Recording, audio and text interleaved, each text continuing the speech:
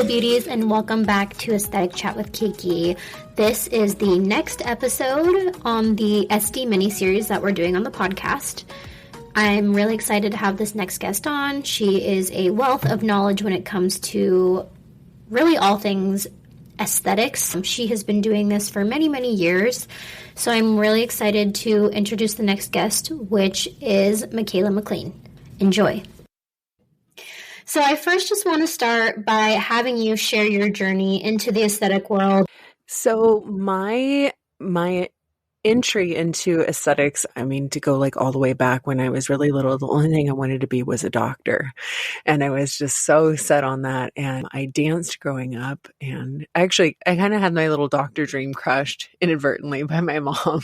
And I was also really serious in ballet. And then I danced for New York City Ballet School, which was amazing.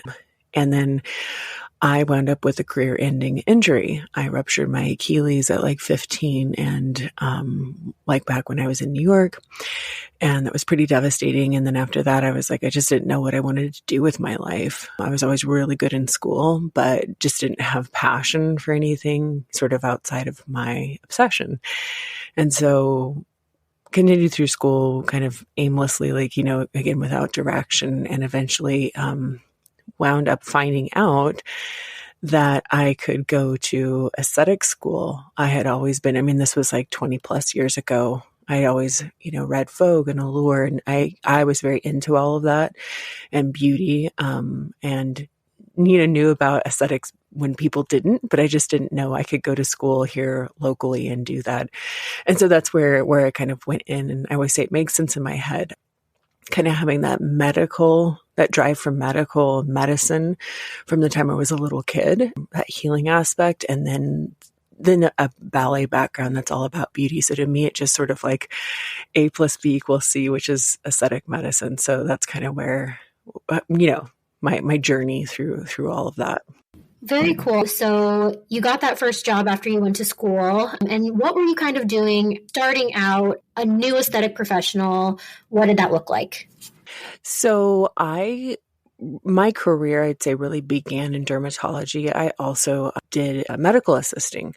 And so I did both, when I was in dermatology exclusively. It was nice. It was really, really good to have that very clinical background where you're in and assisting in all kinds of procedures, even the unglamorous stuff, the very not cute things and in surgeries, things of that nature, right? And then getting to also do the beautiful stuff. So I really love that. I kind of love that full spectrum of, that medical experience. So that's how it all began. And I sort of got to step in. In my opinion, having wanted to only be in basically medical aesthetics, that I had the perfect opportunity that just sort of like happened for me that way. And there was sort of an opening in that department. And I was in a clinic where we did general derm, we had Mohs surgeons, cosmetic, all of it. And there was a spot, and it was just like, it just made sense for me to slide in there because I already, was showing up and doing good work. And just immediately got to work with lasers and all of the like procedures right away and take care of patients post, facelift surgeries and things like that. So I was just kind of like hands in it, every day.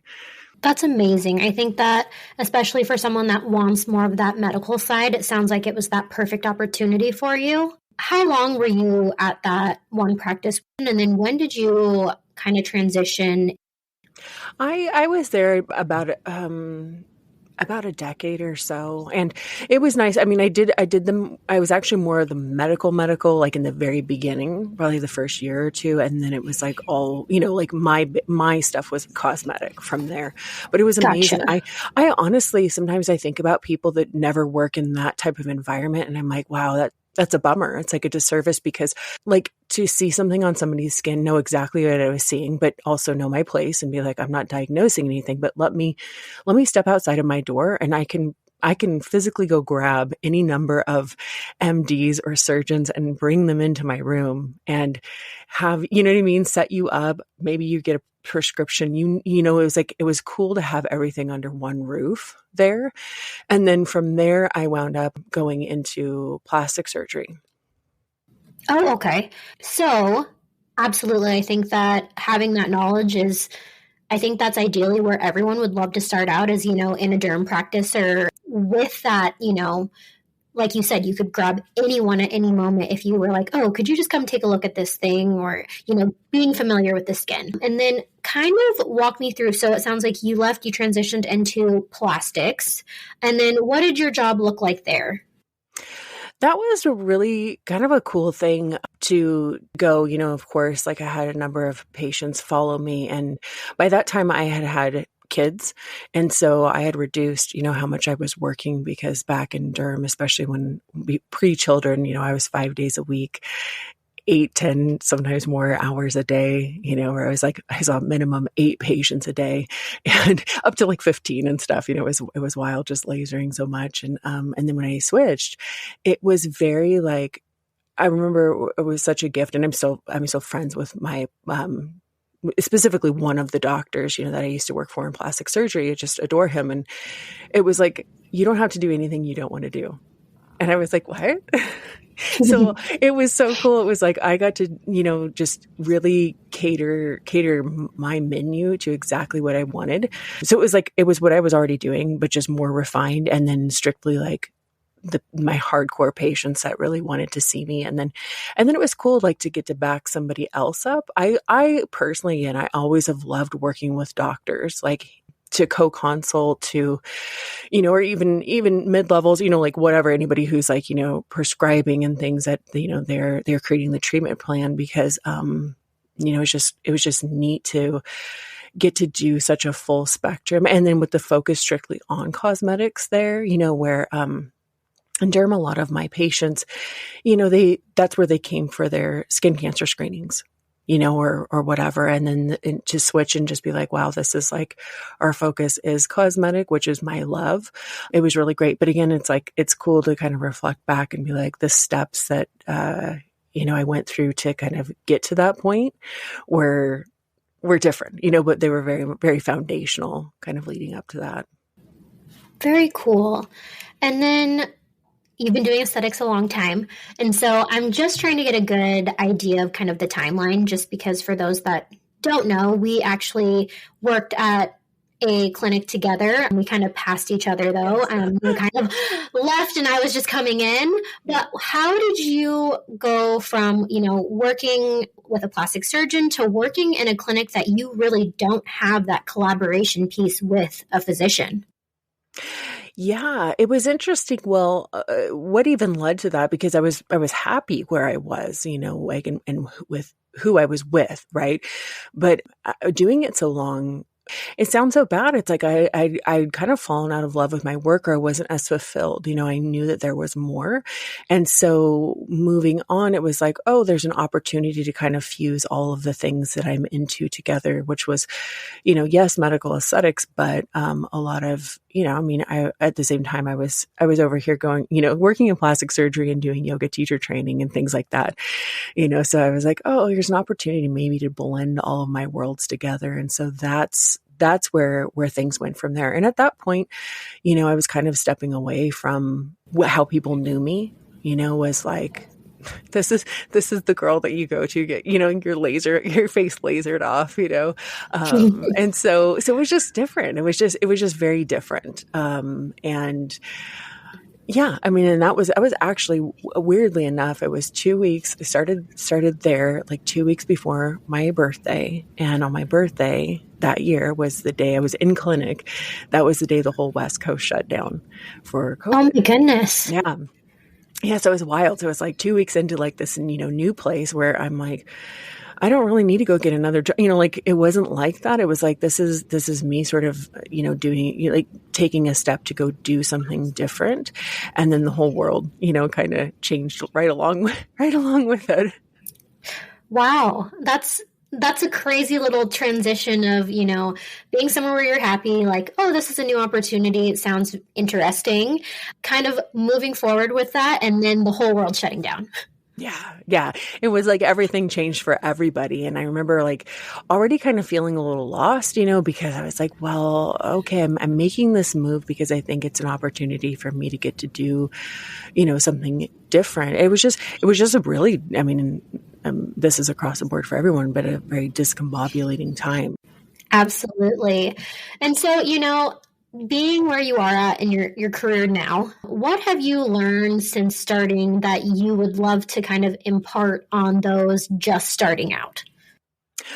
Oh goodness. Well, I'm very big into education. So I think, number one, and this was back when I went to school, I was like, a lot of, especially for estheticians, the joke, and it's like you go to school to get your license. And it's an unfortunate thing, and I think it's probably still the same.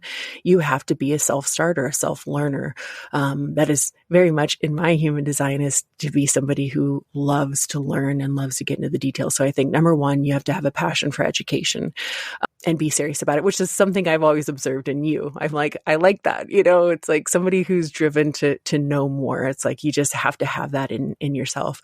And then a real love of what you're doing, no matter what it is. It's not all glamorous. That's what it looks like from the outside. But again, you really have to love and have a passion for what you're doing, no matter what your job is. Those would be my main things. And even what I do now in that transition, it's because I love it so much. I could do it all day, every day for free. That's to me is how I want to feel about whatever my work is that I'm doing. That's the way that you're on the right track. Great advice. So in terms of now, you've worked for multiple employers now, and correct me if I'm wrong, you're working kind of for yourself now? I am on my own. Okay, perfect. So what have you learned working for multiple employers and kind of things that new aesthetic professionals can kind of learn from you that you've learned in terms of, finding the right fit? I think, again, people that listen to you, that really see your gifts and want to develop them, I think that's really important, and respect you, as a provider, very important.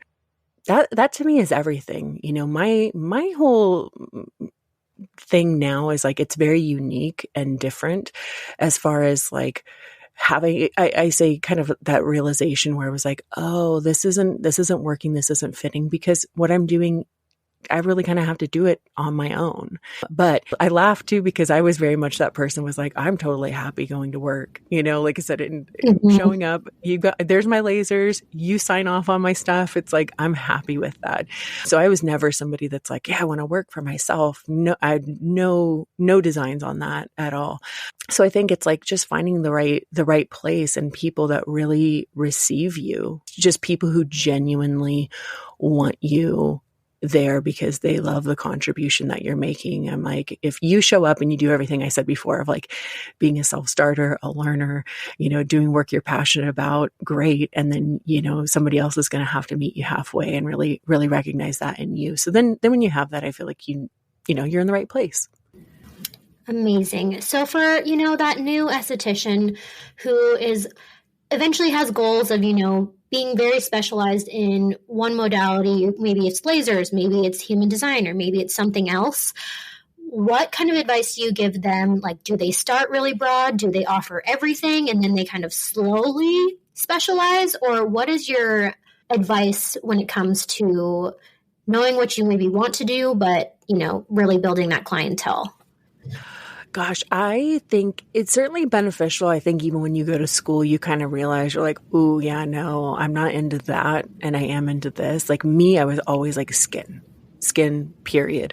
Waxing didn't interest me, things like spray tans, any of that kind of stuff. I always felt like that's like, I would call it, instant gratification beauty. And I was more into like the long-term investment, like take care of your skin, Mm-hmm. And so that was my passion. Like I said, I think that whole like medical thing that was always in my head was, I just was really passionate about that. So I think experiencing different things is important, almost sometimes to know what you don't want so that you can hone in on what you do want. For those people that are listening that really have no idea what human design is, try to describe what you do and kind of how you can help them. So, human design is something I got into a number of years ago. I was on the side of all of my professional stuff. I love astrology and things like that. I always joke, I'm a Pisces, so I'm just into those things. So it just appeared in my life one day and it really sucked me in, and made so much sense. It just clicked. And I was like, wow, this is so practical in a really weird way, to think something very out there is practical, but it is. It just really helps your life flow.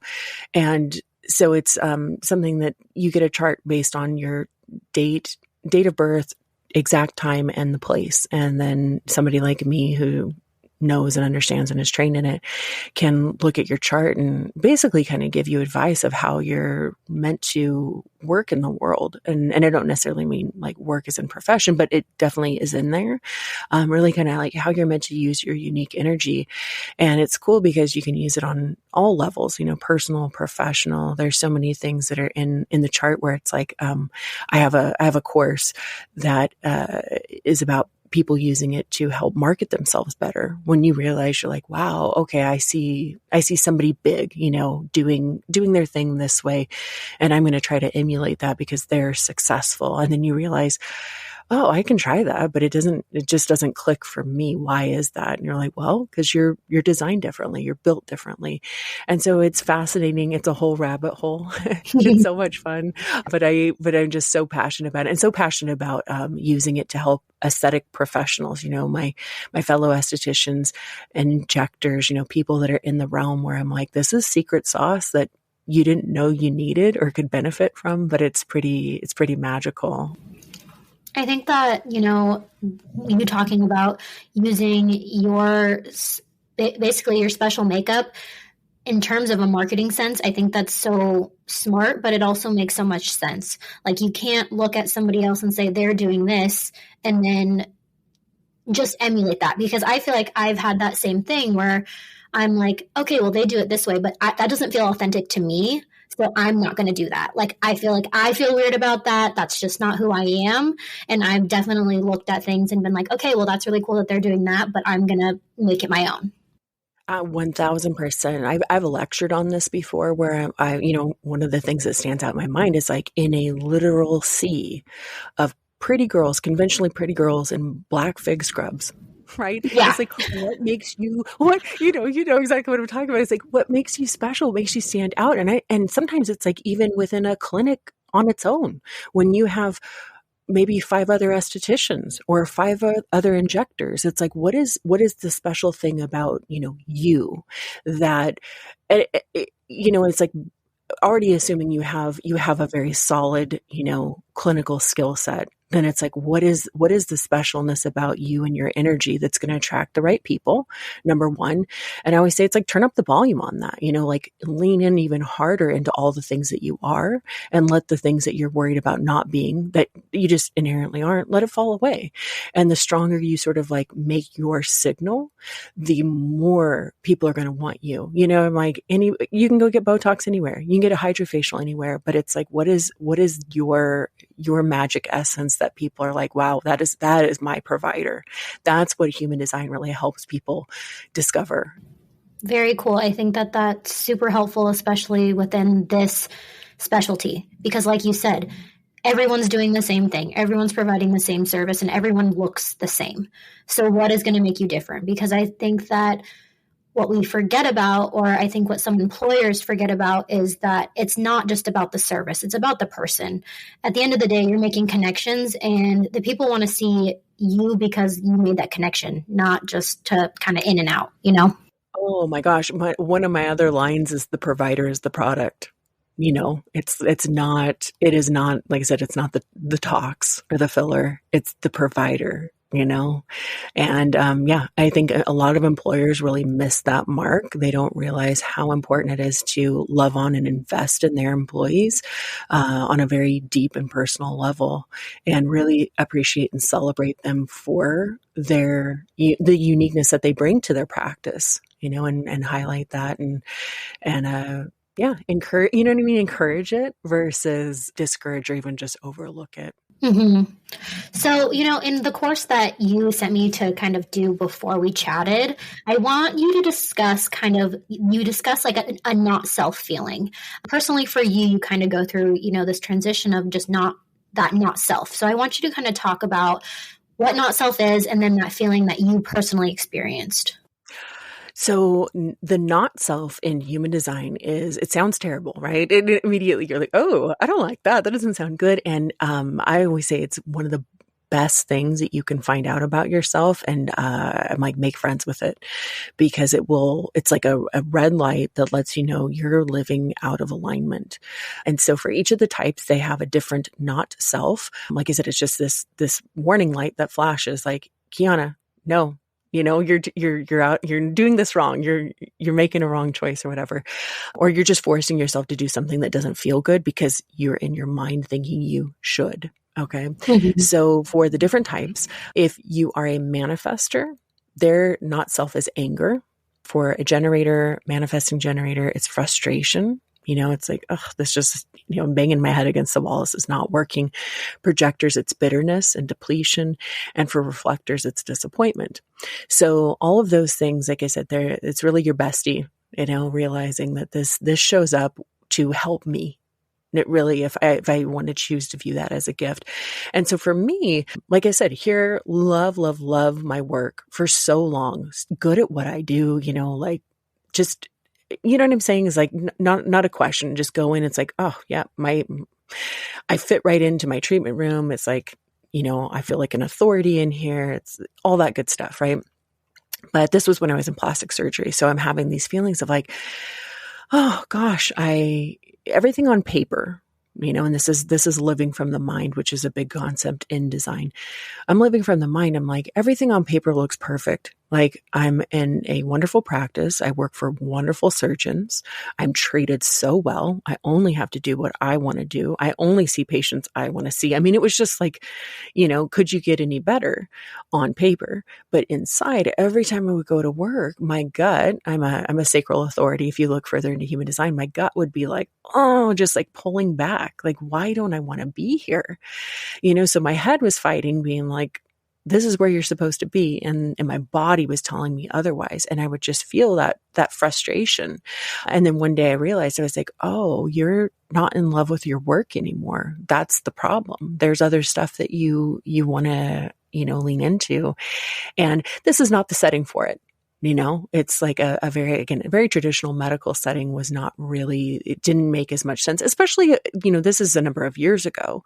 Whereas now I think there is more openness, especially in medical aesthetic clinics, to like a lot of the stuff that I'm doing. Mm-hmm. So, with that not self feeling, like just for somebody that, maybe is aware, they've done your courses, or maybe they just have that gut feeling and they're like, it doesn't feel authentic to me. I don't have that passion or whatever that is. What is your advice for them going forward? Because say if it's a professional conversation or maybe it's around your work, what do you tell them when it comes down to them they can't quit tomorrow? That's a really good question. I think there's just this level of like having to be true to yourself no matter what. I definitely feel that, and making just, staying true so that you can make plans and making the best out of a situation that maybe doesn't feel very good to you for as long as you can. Right.